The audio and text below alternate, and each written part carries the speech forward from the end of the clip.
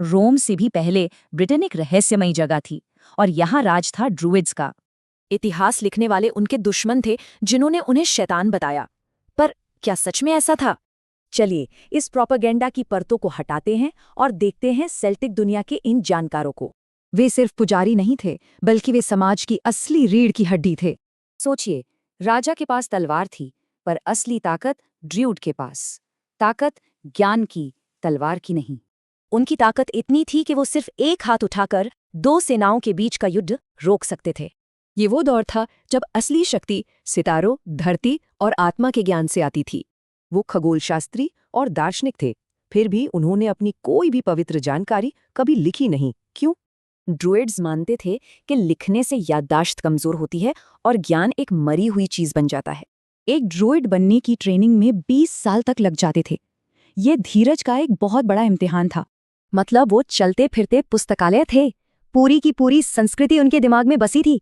उनकी शिक्षा का केंद्र था एक ऐसा दर्शन जिसने सेल्स को बेखौफ बना दिया, आत्मा का स्थानांतरण। उनके लिए मौत बस कपड़े बदलने जैसा था, अमर आत्मा के लिए। इसीलिए उन्हें मौत का डर नहीं था। ये विश्वास इतना पक्का था कि वो इस वादे पर पैसे उधार देते थे कि अगले जन्म में वापस मिल जाएंगे। ड्रूइड शब्द का संबंध ओक और ज्ञान से है। ये प्रकृति से उनके गहरे रिश्ते को दिखाता है। ओक के पेड़ पर मिस्टलेटो का मिलना एक पवित्र अनुष्ठान की वजह बनता था। इसे ईश्वर का तोहफा मानते थे। एक तरफ ड्रूड ब्रह्मांड का संतुलन बना रहे थे, वहीं दूसरी ओर दक्षिण में एक फौलादी ताकत उभर रही थी। रोम सफलता को ज्ञान से नहीं, बल्कि जीत, टैक्स और गुलामी से मापता था।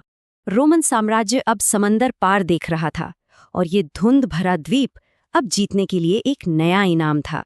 ओक और दरांती का युग अब चील और तलवार की अजेय शक्ति का सामना करने वाला था। अफसोस, कोई भी ज्ञान रोमन तलवार की धार को नहीं रोक सका। इस कहानी पर आपकी क्या राय है, हमें बताएं और ऐसे ही और किस्सों के लिए हमें फॉलो और सब्सक्राइब जरूर करें।